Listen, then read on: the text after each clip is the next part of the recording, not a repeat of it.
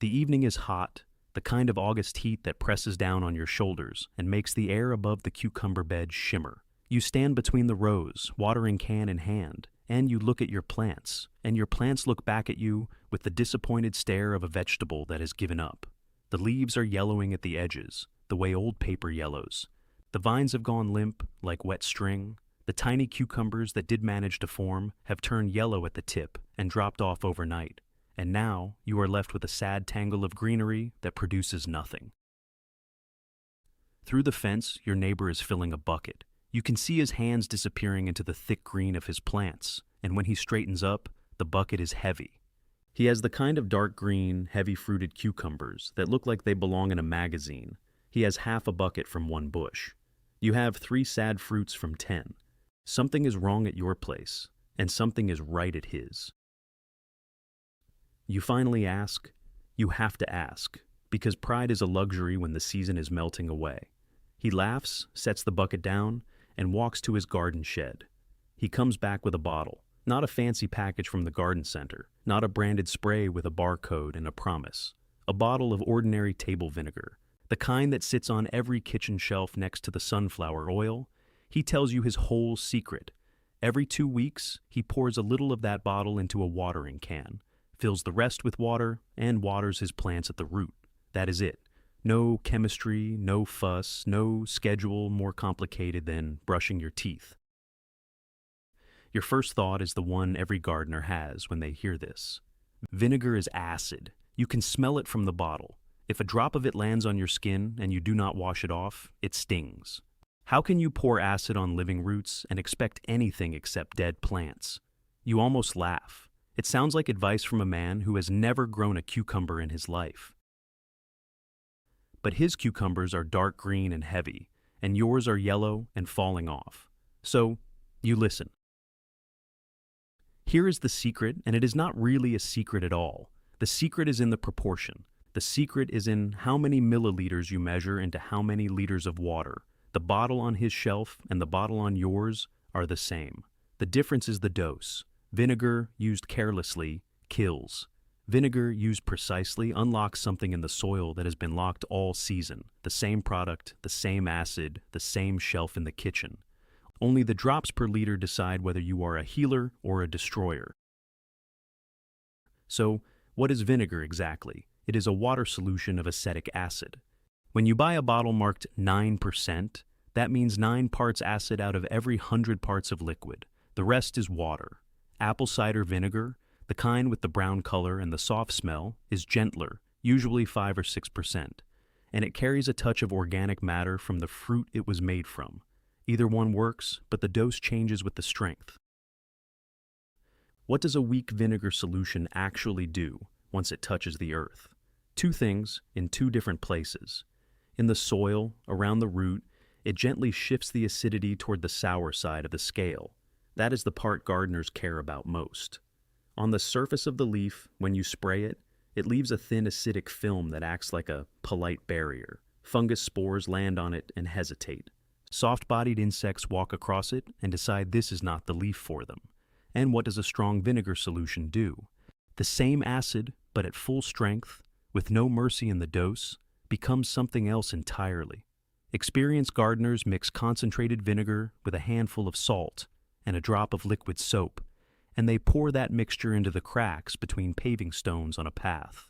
After a couple of sunny days, the weeds that push through the cracks are burned down to the root. Brown, shriveled, gone, the same product, the same acid. Only the drops per liter changed everything. Cucumbers and tomatoes, the 2 crops we keep coming back to, both prefer soil that leans slightly acidic. They suffer visibly when the soil drifts the other way, toward alkaline. Their leaves tell stories if you learn to read them. A yellow rim along the edge of a cucumber leaf, with the center still green.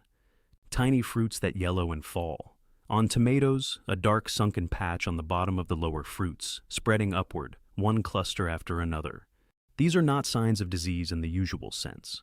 These are signs that the root cannot reach the food that is sitting right there in the soil, only centimeters away from the hungry root hairs. And what pushes soil toward alkaline? The wrong direction for these 2 crops. Hard water from the tap. the kind that leaves white scale in your kettle. Ash from the bonfire, scattered across the bed as a free fertilizer. Liming you did a few seasons ago, still working its way through the soil. Many of the packaged fertilizers you buy at the store.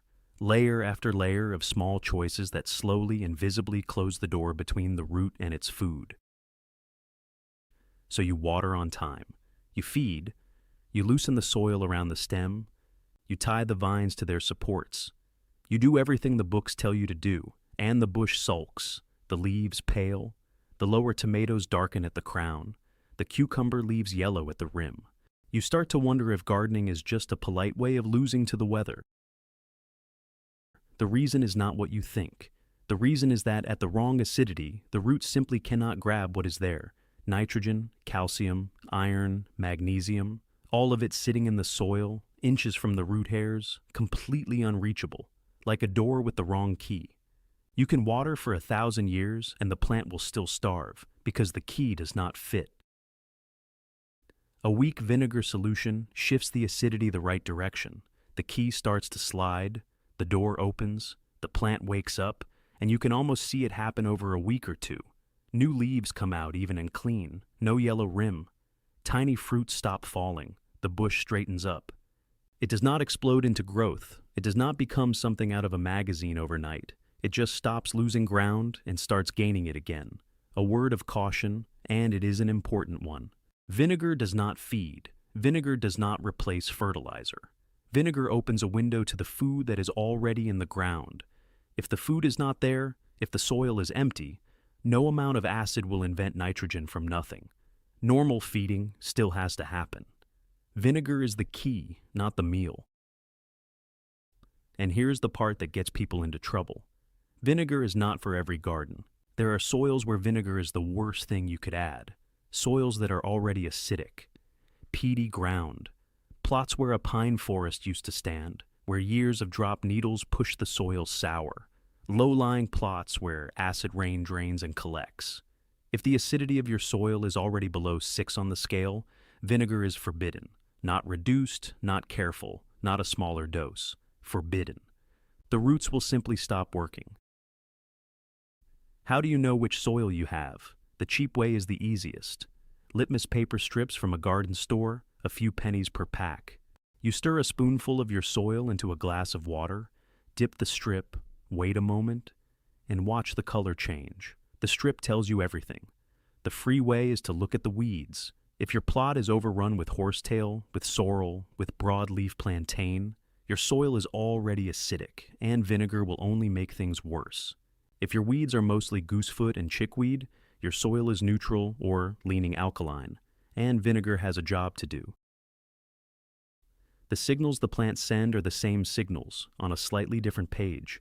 A yellow rim on the cucumber leaf, not spots, not holes, just a rim, with the center still green. Fruits that form and then drop while still tiny. On the tomato, blossom end rot. The dark sunken patch at the bottom of the lower fruits. The patch that spreads and ruins cluster after cluster. That patch is not a sign that calcium is missing from your soil. It is a sign that the calcium is there, but the plant cannot reach it because the acidity has drifted the wrong way. So, the picture, the one to keep in your head, is a lock. The soil is a locked room. Inside the room, everything the plant needs is sitting on the shelves. Food, water, minerals, all of it. But the lock is closed. The acidity is the key. If the acidity is wrong, the key does not fit, and the plant stands outside the door and slowly starves in front of a full pantry. Vinegar, in the right dose, is the key that fits. Too little, and the lock will not turn. Too much, and the key snaps off inside the lock, and now you have a worse problem than the one you started with. There are 5 ways to use vinegar on a vegetable bed. Each one has its own dose, its own moment, its own rule. Each one solves a different little problem. The next parts walk through them one by one, with the milliliters and the spoons and the timing. By the end, that bottle on your kitchen shelf will not be just a bottle anymore. It will be a tool, the same way a trowel or a pair of pruners is a tool. And the goal is simple, the kind of goal you can hold in your hand. Cucumbers still hanging from the vine in October, when the neighbor has already pulled his plants and folded his season shut. Mid-July, and the heat has been sitting on the garden for 3 straight weeks, like a heavy hand on a shoulder. The morning you walk out to the cucumbers, the air is already thick. You crouch down to check the lower leaves, the ones that hang closest to the ground, the ones you usually do not bother with, because the trouble always starts somewhere easy to see. And there it is. A whitish bloom on the leaf surface, like breath on a cold window. You try to wipe it off with your thumb. It does not move. That is how you know it is powdery mildew, and not dust, and not the harmless chalky residue of hard water. It is alive, and it has already started. 1 leaf today, 3 leaves by the end of the week, the whole lower canopy of the bush white as if someone dusted it with flour. The leaves curl inward, dry at the edges, drop one after another. The bush goes bald from the bottom up, like a tree losing its autumn coat in July. 2 or 3 weeks of this, and you are left with a bare stem and a couple of sad fruits clinging to the top. August has barely begun. There is still so much season left to lose. You could reach for the expensive fungicide from the garden center, the one in the bright package that promises miracles and costs more than a good dinner. Or you could reach for the bottle on your kitchen shelf. The choice is yours. The choice is also the point of this part. There are 5 ways to use vinegar on the bed. Each has its own dose, its own rule, its own moment. The first one is the foundation. Everything else leans on it. The acidifying root watering, the basic move. The working solution is 200 milliliters of 9% table vinegar in 10 liters of water, which is the standard garden bucket. You stir it with a stick, you take it to the bed, you pour it at the root. Nothing else goes in, no additives, no extras, no clever combinations. Just vinegar and water in that proportion. And here is the first iron rule, the one you break at your peril. You only pour this solution onto already moist soil, always, without exception. The order is clean water first, vinegar solution in second. How do you know the soil is moist enough? You stick your finger in, down to the depth of 2 phalanges, the way a child pokes dough. If the soil at that depth is cool, dark, and just slightly sticky, you are good to go. If it crumbles apart in your hand like dry crumbs, you water first. You wait half an hour, and only then you bring the vinegar. The reason is simple, and it is not a small reason. In dry soil, the acid concentrates around the upper roots, the fine white threads that do the actual drinking. Those threads get burned. The plant does not get a favor. The plant gets a wound. The dose per plant is roughly half a liter to a full liter. That is the range. The goal is not to soak the entire root ball. The goal is to adjust the acidity right where the feeding roots live, in the upper zone, around the drip line of the leaves. You are not watering the plant. You are retuning the soil around the plant. The second iron rule, no more than once every 2 weeks. No more than 3 such waterings in the entire season. 3 is the number. 3 is the line. If 3 helped, 6 will help twice as much. No, that is the trap, and the trap is closed. Vinegar is not food. Vinegar is not fertilizer. Vinegar is a tuning of the acidity. Tune it too often, and the soil tips past the sweet spot into outright sour. The roots stop working in a different way. The yellow rim on the leaf is replaced by a general wilt, a slow suffocation, and you stand there with the bottle in your hand, wondering why nothing is growing. If you are new to this, if the word acid still makes your hand hesitate over the watering can, start soft. 100 milliliters of 9% vinegar in 10 liters of water, or use the apple cider version, the gentler one at 5 or 6%, which carries a trace of fruit character and is easier on the soil and on your nerves. The gentlest of all, the one you could teach a child without fear, is 1 tablespoon of vinegar per bucket. With this dose, you can water every 10 to 15 days and watch the plant without holding your breath.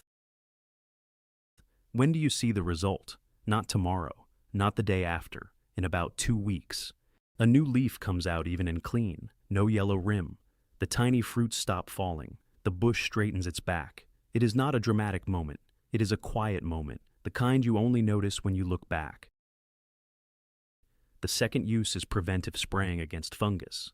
Powdery mildew, the white bloom that started this whole section, and its cousins, the other fungal diseases that love the humid shade under a dense canopy of leaves. Here is the honest warning, the one I wish someone had given me earlier. Vinegar works ahead of the problem. Vinegar holds the line. If the mildew has already taken half the vine, vinegar will not turn the battle around. You need serious store-bought fungicides for that. But when the white patches are still small, when you have only spotted the first signs, vinegar keeps the disease from running away with your season. The spray solution is 120 milliliters of 9% vinegar in 10 liters of water. You walk around the bush, you wet the top of the leaves, and, just as importantly, the underside. The fungus usually starts on the lower surface, where the air is still and the humidity sits. If you only spray the top, you are waving at the danger as it walks out the back door. The third iron rule: never spray in the heat of the day, never spray under direct sun. The drops on the leaf act like tiny lenses. Each one focuses the sun onto a point on the tissue. Whitish burns appear, then merge into dry holes, and the spray dries in a minute before it has had a chance to do its job. The right time is late evening, after the heat has broken, or a cloudy day with no sun and no wind. The solution settles. It dries slowly. The thin acidic film holds on the leaf through the night and does its quiet work until morning. One more condition: do not spray while the bush is in full bloom. The bees and the bumblebees are working the flowers, the fruits are setting, and any stress at that moment is a reason for the plant to drop part of the flowers. Wait for the wave of bloom to pass, then spray. The third use is against aphids. You walk out one morning and the plant you watered yesterday, the plant you admired yesterday, has changed. The young leaves at the top are curled, folded over themselves like little fists. Open one and you find them. Tiny green or black dots clustered along the vein, and they move. There are so many of them. They drink the sap, the growing tips stop growing, the new leaves come out twisted and small. On the sticky honeydew the aphids leave behind, a black soot-like mold settles. The bush is suffocating under a film you can almost feel. The spray for aphids is 10 tablespoons of 9% vinegar in 10 liters of water. You wet the infested plants thoroughly, paying special attention to the tops of the shoots and the undersides of the leaves where the colonies hide. For a stronger version, 2 tablespoons of vinegar plus 2 tablespoons of liquid tar soap in 10 liters of water. The soap makes the solution sticky. The drops do not roll off the smooth leaf surface. The soap itself is unpleasant for the aphids. It wraps them. It gums up their breathing. It slows them down while the acid does its work. The fourth use is ants, and here you have to see the whole picture, because aphids and ants are not two problems. They are one problem wearing two coats. The partnership between them is old, older than your garden, older than the fence between you and your neighbor, millions of years old. Ants guard the aphids. They carry them from stem to stem, the way a shepherd moves a flock to fresh pasture. In return, they feed on the sweet, sticky honeydew the aphids leave behind. Fight aphids on the leaf without touching the anthill, and you fight with both hands tied. Wash the aphids off in the evening, and by morning, the ants have brought up new ones from the nest. The recipe for the anthill is 1 part vinegar to 1 part water, half and half. No diluting beyond that. You find the main entrance, the one with the most traffic, and you pour the mixture straight in. The sharp acid destroys the scent trails the ants use to navigate. The colony loses its map. It panics. It moves out, or it dies down, deep enough that it stops being your problem. You have to do both at once. The aphids on the leaf and the ants in the ground. Same week, same evening if you can. The fifth use is seed soaking, and this one happens on the windowsill in spring before the bed exists. A weak acidic solution softens the tough outer shell of the seed, the shell that protects the embryo in its long sleep, and also slows down germination when you finally want it to wake up. The same solution disinfects the surface, taking off some of the spores and pathogens that ride on the seed coat from the previous season. The most delicate proportion: 1 teaspoon of vinegar in 1 liter of water. Soak the seeds for 2 to 3 hours, no longer. Take them out, rinse them briefly in clean water, and sow as usual. Parsley, carrot, pepper, the tough seeds that frustrate gardeners for weeks, respond especially well. Cucumber and tomato seeds respond too, especially your own saved seed, the kind collected from last year's harvest and stored in a paper envelope through the winter. The rule is strict: 1 teaspoon, 3 hours, not a gram more, not a minute more. A stronger solution or a longer soak kills the embryo before it has a chance to sprout. One last thing about all the leaf treatments: the sprays against fungus and aphids, the solutions that leave a film on the surface. Vinegar is volatile. It evaporates. A heavy rain washes the film away. A session with the sprinkler washes the film away. The protection is gone. So, you repeat. After every strong rain, after every overhead watering, you go out again with the sprayer. You keep it up as a course, week after week, until the wave of the pest breaks and recedes. Vinegar is a fence you have to keep mending. The good part is that it costs pennies. It sits on your kitchen shelf, and it breaks down in the soil and on the leaf in a matter of days. Nothing accumulates in the fruit. You can pick a cucumber in the evening, slice it onto a plate, and eat it without a second thought. There is no waiting period. There is no residue. There is no gap between treating the plant and feeding your family from it. The 5 doses, written out one last time so you can copy them onto a piece of tape and stick them next to the bottle on the shelf. 200 milliliters per bucket, root watering. 120 milliliters per bucket, fungal spray. 10 tablespoons per bucket, aphid spray. 1:1, poured into the anthill. 1 teaspoon per liter, seeds for 2 to 3 hours. 5 numbers. 5 moments in the season. Memorize them or write them down, but keep them close. The next part is about what happens when you get the numbers wrong, when vinegar turns from ally into threat, and how to make sure you are never the gardener standing over a burned bed, wondering where the season went. The rules against using vinegar are not a postscript. They are not a small print footnote at the end of an enthusiastic manual. There are as many of them as there are ways to use vinegar well, and they weigh just as much. Some of them will save your harvest. Some of them will save your soil. One of them, the first one, will save you from the worst mistake a gardener can make with a bottle in hand and good intentions in the heart. The first prohibition is acidic soil, the most dangerous mistake because it is the most invisible one. A person reads about vinegar, gets excited, walks out to the bed with the watering can, and pours. They do not test the soil first. They have never tested the soil in their life. Why would they? They have always gardened by feel and by guess, and the garden has done all right. So they pour, and the plant suffers. The leaves blacken at the edges, the bush stops growing, the fruits that were forming fall off one by one. And the gardener thinks, of course, the vinegar did not work. I need more vinegar, a stronger dose, more often. So they pour again, and the plant suffers more. The gardener stands there with the bottle in hand, more convinced than ever that they were right about vinegar and wrong about the dose. And the soil underneath the plant has now crossed a line it cannot come back from in a single season. The rule is hard. If the pH of your soil is below 6, vinegar for acidifying watering is excluded entirely, not reduced, not limited, not used sparingly, excluded. The roots will not function in soil that has been pushed past that line, and adding more acid only drives them further into retreat. How do you know? The cheap way is litmus strips from the garden store, a few pennies, the same ones from the first part. You stir a spoonful of soil into a glass of water. You dip the strip. You wait. The color tells you. The free way is to look at the weeds you have not bothered to pull. Horsetail, sorrel, broadleaf plantain. If those are winning the war in your bed, your soil is already on the sour side, and vinegar will make a bad situation worse. If your weeds are mostly goosefoot and chickweed, the soil is neutral, or leaning alkaline, and vinegar has a job to do. The weeds have always been telling you. You just never had a reason to listen. The second prohibition is exceeding the concentration. 200 milliliters of 9% vinegar in 10 liters of water is the working ceiling for root watering, not the working range. The working ceiling. You do not go past it. 300 milliliters? No.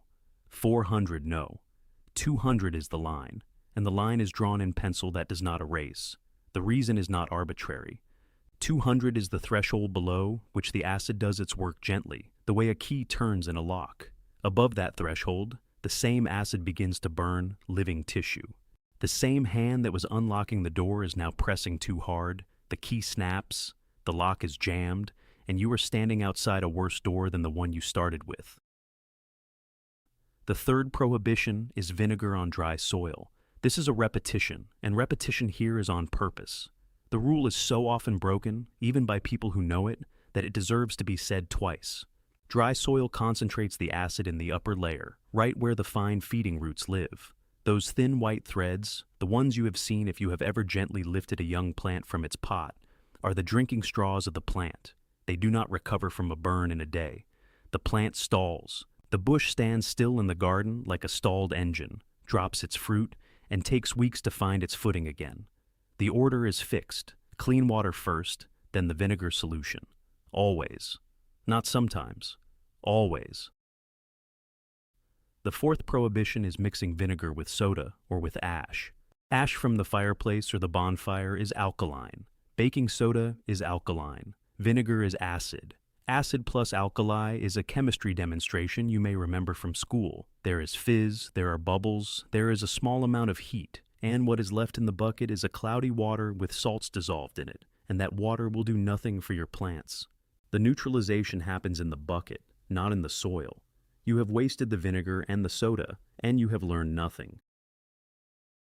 You can alternate ash feedings and vinegar waterings. You can, but you must put several days between them. You cannot pour ash into the bed in the morning and vinegar in the evening. The plant does not know which substance you meant. The soil does not know. The result is the same as if you had mixed them in a bucket. Different days, different tools, different hours if you can manage it. The vinegar on its own day, the ash on its own day. Anything else is theater. The fifth prohibition is working during bloom. This applies to spraying and to watering. While the plant is in active flower, it pours everything it has into setting fruit. Any stress at this moment is an invitation to drop part of the flower load. A vinegar solution, even at the correct dose, is a small stress. The plant does not know you are trying to help it. The plant knows only that something unusual has happened at the root or on the leaf, and it responds by dropping the most expensive thing it carries, which is the flower that would have become next week's fruit. Wait. Let the wave of bloom pass, then water, then spray.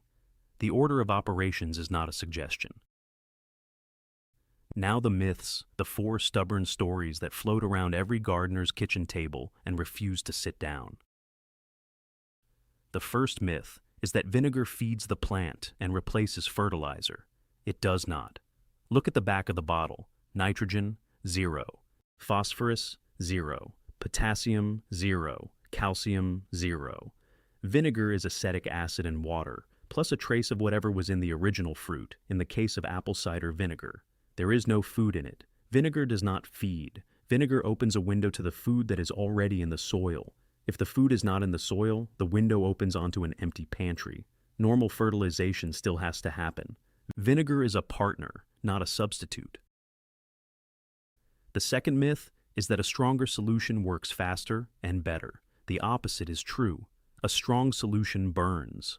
The visible quick effect you get from pouring concentrated vinegar on a plant is not a revival. It is a wound. Behind the apparent burst of green is a root system in retreat, and the long-term result is not a thriving bush, but a stunted one. A weak solution works slowly, 2 weeks instead of 2 days, but it works correctly. The slow path is the path that ends in October with fruit still on the vine. The fast path is the path that ends with the vine in the compost.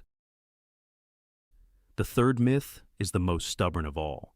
Vinegar accumulates in the fruit, and the harvest becomes unsafe to eat. You hear this from neighbors, from relatives, from the kind of people who warn you about anything they cannot pronounce. It is not true. Acetic acid breaks down in the soil and on the leaf surface in a matter of days. It does not build up in plant tissue. It does not travel into the fruit in any meaningful concentration. The cucumber you pick on Tuesday from a plant you sprayed on Friday is the same cucumber it would have been without the spray. You can pick in the evening and put it on the table. There is no waiting period. There is no residue. Vinegar is one of the few treatments in the garden where the harvest is safe on the same day. The fourth myth is that one treatment covers the whole season. It does not. The acidic film on the leaf lasts until the first rain or the first overhead watering, and then it is gone. The smell at the anthill lasts until the first wind, and then the ants are back. The acidification in the soil lasts several weeks, and then the soil drifts again under the influence of hard water and ash, and the slow work of the minerals below. Spraying has to be repeated on a schedule. Watering has to be repeated on a schedule. 3 waterings a season, no more, no fewer. The work is small, but it is not a one-time event. Anyone who tells you otherwise has not yet walked out to the bed in August and found the white dust on the leaves again. 5 prohibitions. 4 myths. Memorize them or write them down next to the 5 doses on the piece of tape by the bottle. The prohibitions and the doses are 2 halves of the same truth. The doses tell you how to make vinegar work for you. The prohibitions tell you how to keep vinegar from working against you. Skip either half, and you are gardening with one hand tied. The mistake that ruins the season is rarely the one you make on purpose. It is the one you make because you were in a hurry, because the bottle was in your hand, because the leaf was yellow, because your neighbor's bush was green, because you did not test the soil, because you thought more is better, because you sprayed at noon and the leaves burned, because you mixed ash and vinegar in the same bucket and watched the bubbles and called it fertilizer. Every one of these mistakes is small on its own. Together, they end the season. The next part is the calendar. The whole theory, all the doses and all the prohibitions, becomes a living schedule that walks you from spring on the windowsill to October in the bed. The schedule is short, and it has room in it for weather and for life and for the years when the season is dry or wet or cool. It is not a rigid script, it is a rhythm. Once you hear it, you will not forget it, and the bottle on the kitchen shelf will sit there with its piece of tape and its 5 numbers and its 5 warnings, waiting for the moment you need it. April, the first days of May, the windowsill above the kitchen sink. The seedlings will be started indoors this week, and before the seeds go into the soil, they go into a glass. 1 teaspoon of 9% vinegar in 1 liter of water, the gentlest dose of all, the dose that fits in a single small spoon. You pour the solution over the cucumber and tomato seeds, you set the glass aside, and you wait 2 to 3 hours, not longer. The clock matters here more than it matters almost anywhere else in the garden. At the end of the soak, you pour off the liquid, rinse the seeds once with clean water, and sow them the way you would sow them any year. The difference shows up at germination. The tough outer coat of the seed softens in the acidic bath, and the embryo wakes up faster, more evenly, more reliably than it would have in plain water. Stored seed, the kind you saved from last year's harvest and put away in a paper envelope through the winter, responds especially well. Without the soak, those seeds can sit in the soil for 2 or 3 weeks before they push through. With the soak, they are up in a week. The whole season shifts forward by the length of that wait. Late May, the first days of June. The bed is finally planted. The seedlings have taken hold. They have rooted into their new soil. They have started the slow work of becoming bushes. This is the moment for the first of the 3 acidifying waterings of the season. The dose is the gentle one.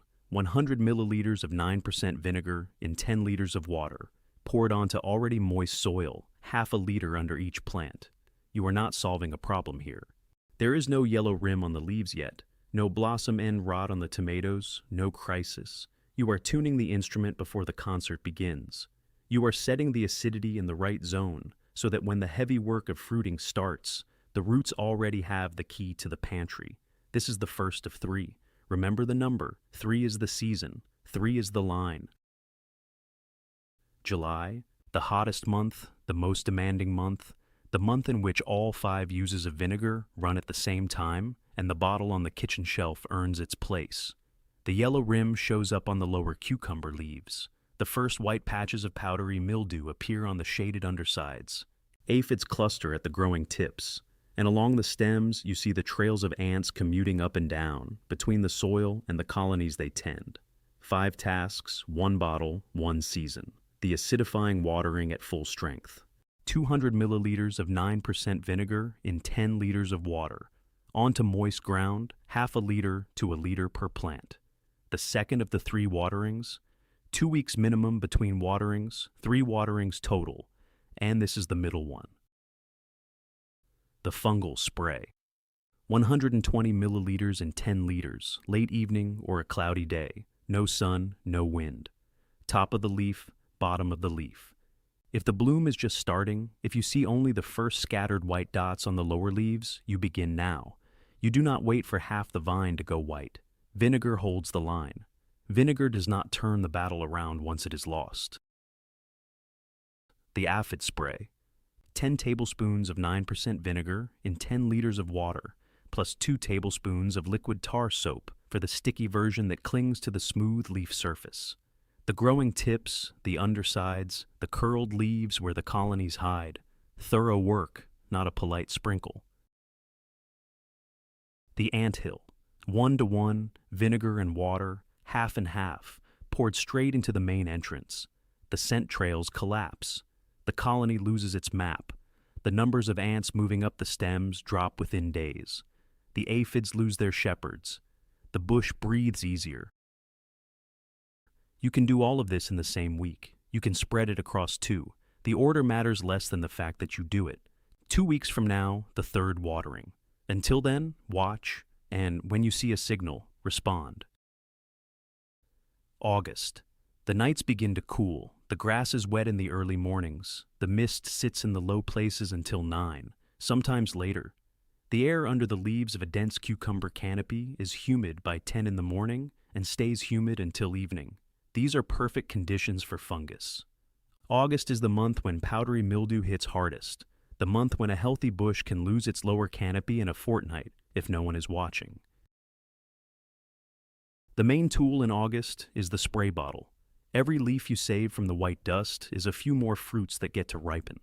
Every vine that stays green instead of going white is another week of harvest in a month when the neighbors are starting to say the season is over. This is where it gets decided.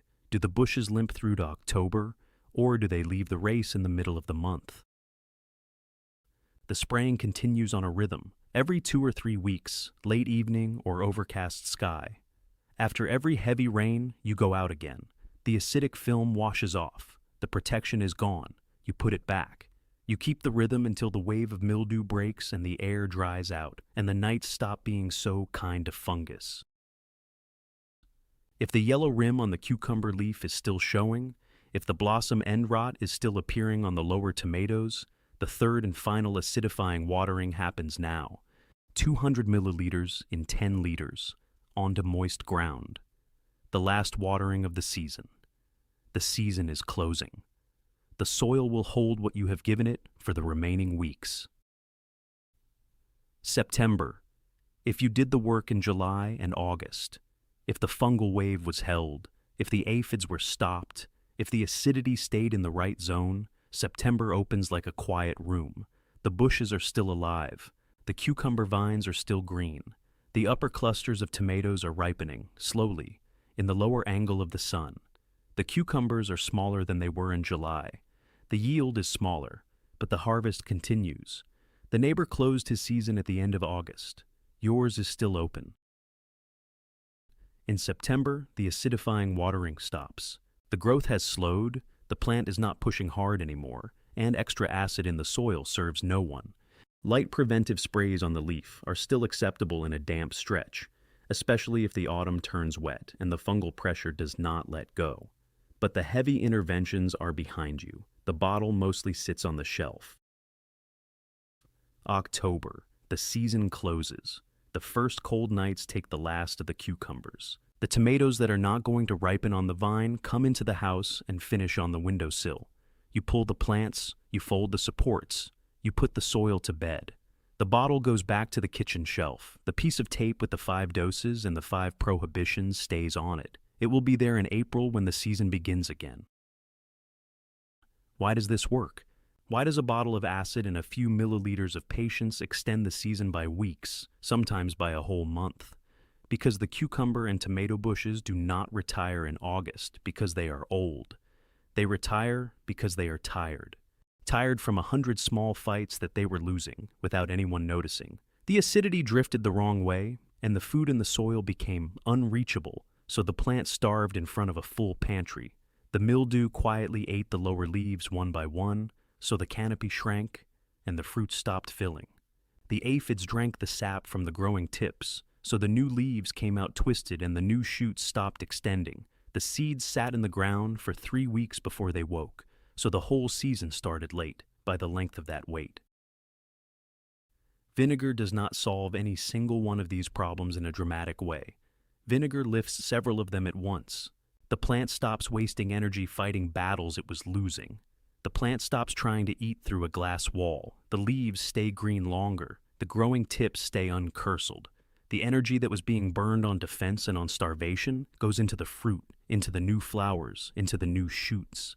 The energy budget shifts. And the difference in the energy budget, across 2 or 3 months of small daily gains, is 2 or 3 extra weeks of fruiting at the end of the season. In a warm autumn, it is a whole extra month. Vinegar is not magic. Vinegar does not replace watering, or loosening the soil, or tying the vines, or feeding the plant with the normal summer feeds. Vinegar does one small thing well, and it does that small thing at the right moment. The good gardener reaches for the bottle when they see a signal, not out of habit. A yellow rim on a cucumber leaf, and the hand goes to the vinegar. A white bloom on a lower leaf, and the sprayer is filled. A trail of ants on a stem, and the bottle is uncapped. No signal, no pour. A healthy plant has no use for extra acid. The dose that helps a sick plant is the dose that hurts a healthy one. The good gardener learns to read the difference and acts only when the reading is clear. A simple bottle, a precise dose, the right moment. And cucumbers in October, when every other bed on the street has been empty for a month.